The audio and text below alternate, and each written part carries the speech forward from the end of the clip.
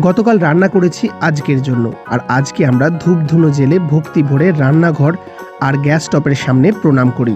কারণ রান্নাঘর, gas stop এটাই তো জীবনের সবচেয়ে গুরুত্বপূর্ণ জায়গা, যেখান থেকে আমাদের বেঁচে থাকার রসদ তৈরি হয়।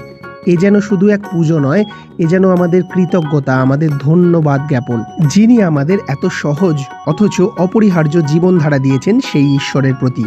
এটা মূলত ঘটির ঐতিহ্য হলেও আমরা এটাকে আজ উদযাপন করি বাঙালি হিসেবে, আর সবচেয়ে বড় কথা একজন প্রকৃত ভারতীয় হিসেবে। অরন্ধনের দিন মানেই আজ রান্না নয়, গতকালের ভোজই আজকের আনন্দ।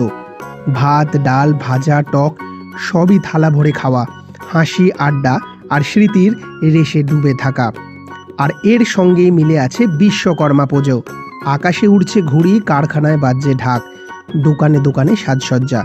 ছোটবেলার সেই ছাদে ছাদে ঘুড়ি কাটার উল্লাস আজও যেন মনে করিয়ে দেয় আমরা কোথা থেকে এসেছি, আমাদের শিকড় কতটা গভীরে।